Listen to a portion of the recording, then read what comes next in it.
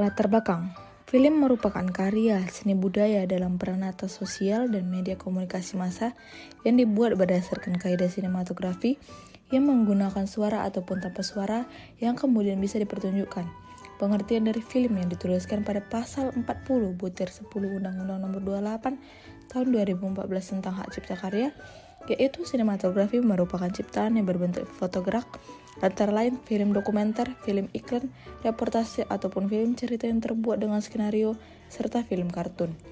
Karya sinematografi bisa terbuat dalam pita seluloid, pita video, piringan video, cakra optik, serta ataupun media lain yang memperbolehkan untuk dipertunjukkan di bioskop, layar lebar, TV, ataupun media yang lain.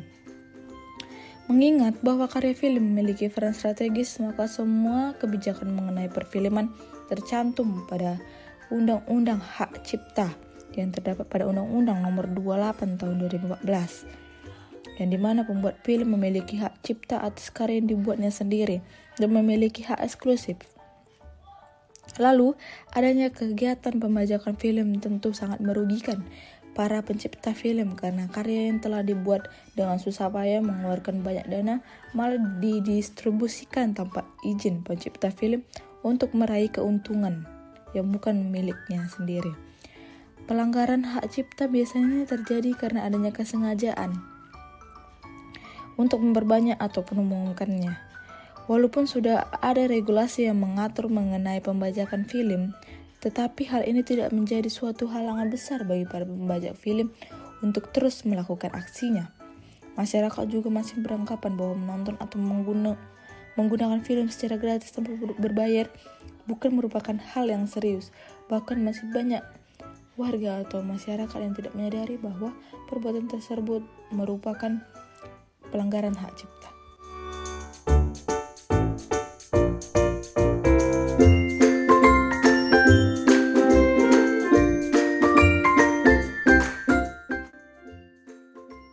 Kemajuan teknologi memungkinkan masyarakat mengakses berbagai informasi kapan saja dan di mana saja melalui internet. Sebagai perpustakaan digital, internet memudahkan interaksi lintas batas wilayah dalam era digital yang memanfaatkan jaringan untuk berbagi dan mendistribusikan informasi dengan cepat. Namun, kemudahan ini juga membawa tantangan, terutama terkait pelanggaran hak cipta. Internet sering digunakan untuk mendistribusikan informasi berupa gambar, video, audio, teks, atau karya lain yang termasuk objek hak kekayaan intelektual. Hak kekayaan intelektual mencakup dua kategori utama, hak cipta atau seperti karya seni, literatur, musik, dan film, dan hak kekayaan intelektual industri seperti paten, merek dagang, desain industri. Dalam era digital, akses mudah terhadap karya cipta mempermudah pelanggaran seperti plagiarisme, pembajakan, penyalahgunaan gambar, penggunaan audio tanpa izin, dan file sharing ilegal. Pelanggaran hak cipta di dunia maya atau cybercrime sering dilakukan tanpa hak menggunakan teknologi internet dengan dampak kerugian material dan imaterial. Bentuk pelanggaran ini meliputi plagiarisme, yakni mengakui atau menyalin karya orang lain tanpa mencantumkan sumber, pembajakan, yakni menyebarluaskan karya seperti film, musik, atau software secara ilegal, penyalahgunaan gambar, yakni menggunakan desain atau foto tanpa izin pemilik, penggunaan audio tanpa mencantumkan sumber, yakni menggunakan lagu atau musik tanpa kredit, file sharing ilegal, yakni membagikan media digital melalui situs atau aplikasi tertentu. Digitalisasi memudahkan penyebaran karya cipta, tetapi juga meningkatkan resiko manipulasi dan pelanggaran, baik secara nasional maupun global. Penanganan pelanggaran ini memerlukan regulasi yang tepat dan peningkatan kesadaran masyarakat. Pembajakan karya sinematografi melalui situs streaming ilegal. Kemajuan teknologi memudahkan kita untuk mengakses apapun dengan mudah, sama halnya dengan karya sinematografi seperti film, serial TV, dan sejenisnya dapat diakses dan ditonton di mana saja dan kapan saja. Berbagai aplikasi streaming seperti iFlix, Netflix, WeTV, Disney+, bahkan aplikasi dari stasiun TV itu sendiri menunjukkan bahwa perkembangan teknologi dan internet memudahkan kita dalam banyak hal. Pembajakan sebagai dampak negatif yang ditimbulkan dari kemajuan teknologi dan internet memberi jalan bagi pihak yang mencari keuntungan dengan mudah dan cepat tanpa memperhatikan hak-hak pihak lain dan hukum yang berlaku. Pembajakan terbagi menjadi 3 jenis, yaitu yang pertama pembajakan sederhana, rekaman asli yang diperbanyak untuk diperdagangkan tanpa izin pemegang hak cipta yang dikemas sedemikian rupa agar terlihat berbeda dari rekaman aslinya. Yang kedua, rekaman, menduplikasi rekaman yang dikemas seperti aslinya dengan mencantumkan logo atau merek yang asli. Yang ketiga, penggandaan tanpa izin, menggandakan karya sinematografi tanpa persetujuan pencipta atau pemegang hak cipta. Bentuk-bentuk pelanggaran hak cipta karya sinematografi di internet diantaranya adalah mengunduh film atau video tanpa mencantumkan nama penciptanya, melakukan pengunggahan dan pengunduhan film tanpa izin atau lisensi, mendistribusikan film melalui website, aplikasi, atau situs-situs sejenisnya. Mengunggah dan mengunduh merupakan kegiatan utama dalam pembajakan karya sinematografi melalui situs-situs streaming ilegal. Situs-situs yang menyediakan karya-karya sinematografi tersebut sangat mudah ditemui di dunia cyber. Dengan mengetikkan judul film dan mengklik enter di situs Google, banyak situs-situs streaming ilegal yang keluar di hasil pencariannya. Pihak-pihak yang merasakan akibat dari keberadaan situs streaming ilegal diantaranya adalah yang pertama pencipta. Hak eksklusif pencipta seperti hak moral dan hak ekonomi dilanggar oleh pihak-pihak yang melakukan perbuatan pelanggaran hak cipta. Yang kedua ada masyarakat. Perilaku yang terlalu sering dilakukan dan dianggap wajar oleh masyarakat menumbuhkan sikap acuh di mana mereka tidak mempertanyakan apakah barang atau produk yang dinikmatinya. Yang ketiga adalah pemerintah. Salah satu pendapatan terbesar pemerintah yaitu pajak. Seharusnya mendapat pemasukan dari penayangan karya-karya sinematografi menjadi berkurang dengan adanya situs-situs streaming ilegal yang tersebar luas di internet. Yang terakhir, hubungan internasional. Banyak karya sinematografi dari luar Indonesia diunggah dan didistribusikan ke dalam website tersebut. Negara lain akan menganggap Indonesia sebagai negara yang tidak bisa melindungi hak cipta atau hak kekayaan intelektual lainnya. Akibat hukum pelanggaran hak cipta karya sinematografi terhadap pelanggar hak cipta. Pelanggaran hak cipta yang dilakukan dalam bentuk pembajakan diancam dengan pidana penjara paling lama 10 tahun dan atau dikenakan pidana denda maksimal 4 miliar rupiah. Perbuatan yang termasuk dalam ketentuan pidana diatur dalam pasal 113 sampai 119 Undang-Undang Hak Cipta.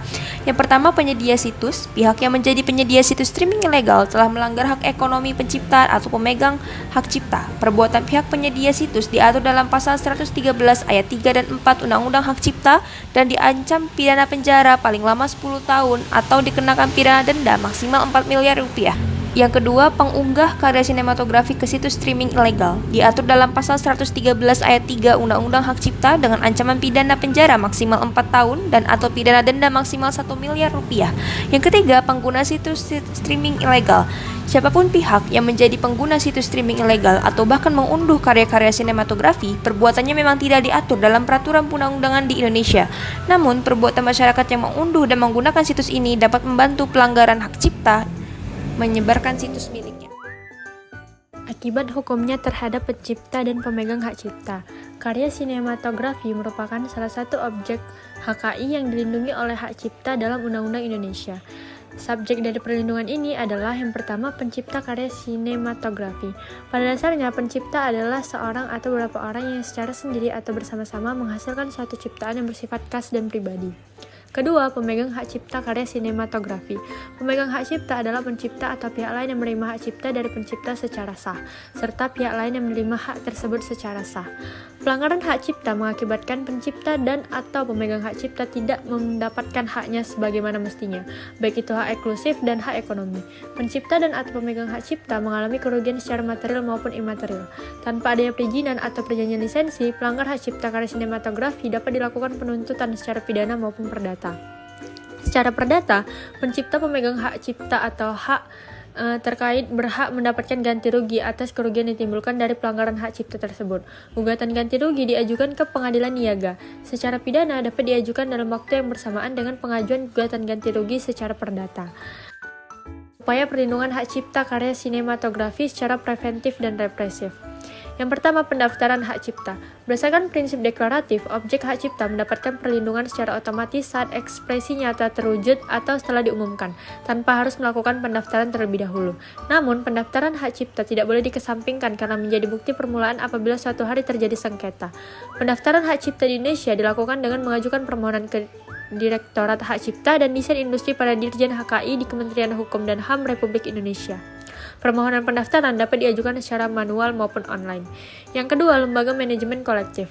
Lembaga ini memudahkan pencipta, pemegang hak cipta atau hak terkait lainnya dalam mengolah hak ekonomi atas pemanfaatan karya ciptanya.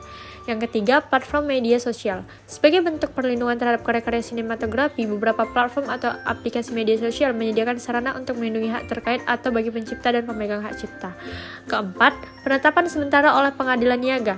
Nah, penetapan sementara dilakukan untuk menyita dan menghentikan karya cipta yang dilakukan pengumuman, pendistribusian, penggandaan, serta perbuatan melanggar hak cipta lainnya. Yang kelima, upaya perdata. Pasal 96 sampai 104 Undang-Undang Hak Cipta. Secara perdata, gugatan diajukan ke pengadilan niaga yang ditunjukkan kepada ketua pengadilan niaga. Jurusita memanggil para pihak maksimal 7 hari sejak gugatan diterima oleh panitera. Pembacaan putusan paling lama 90 hari. Terhadap putusan ini dapat diajukan upaya kasasi ke Mahkamah Agung. Yang terakhir, upaya pidana. Pasal 95, pasal 110 sampai 115 Undang-Undang Hak Cipta. Nah, pelanggaran hak cipta merupakan delik aduan, sehingga penuntutan baru bisa dilakukan apabila ada yang melaporkannya. Pengaduan dapat dilakukan dengan mengisi formulir atau melalui website. Selain dilindungi oleh Undang-Undang Hak Cipta, haki juga dilindungi dalam Undang-Undang ITE. Analisis hukum. Setelah melihat fakta maupun kronologis dalam perkara ini sebagaimana telah dijelaskan di atas, maka menurut kami bahwa dapat dikatakan terdakwa Aditya Fernando Pasha memang terbukti secara sah dan meyakinkan bersalah melakukan tindak pidana, telah melakukan dan turut serta melakukan perbuatan dengan tanpa hak dan atau tanpa izin pencipta atau pemegang hak cipta melakukan pelanggaran hak ekonomi pencipta. Sebagaimana amar putusan dalam perkara ini disampaikan oleh Majelis Hakim dalam putusan perkara nomor 762/Pitsus/2020/PN Jambi tertanggal 27 April 2021. Sehingga apabila dilihat dalam pokok permasalahan yang dihadapi adalah masalah perlindungan hukum terhadap pencipta dan atau pemegang hak cipta yang terdapat dalam Undang-Undang Nomor 28 Tahun 2014 tentang hak cipta. Hal ini menunjukkan bahwa pemerintah memandang serius persoalan hak cipta, sebab secara filosofis disampaikan bahwa hal ini dapat mendukung pembangunan bangsa maupun memajukan kesejahteraan umum. Seperti diketahui bahwa karya film Keluarga Cemara merupakan salah satu film produksi dari pelapor, yakni PT Cinema Pictures. Hal ini dapat diketahui dari beberapa produksi film pelapor. Yang pertama, Cahaya dari Timur. Yang kedua, Filosofi Kopi. Yang ketiga, Surat dari Praha. Yang keempat, Bukaan 8. Yang kelima, Filosofi Kopi 2, Ben dan Jody. Yang keenam, Love for Sale. Yang ketujuh, Keluarga Cemara. Dan yang ke-8, Terlalu Tampan. Dari data di atas terlihat bahwa memang benar pelapor adalah pemegang hak cipta dalam produksi film Keluarga Cemara sejak tahun 2019. Jadi artinya memang sudah seharusnya untuk dilindungi hak ekonomi sebagaimana diatur dalam Undang-Undang tentang hak cipta.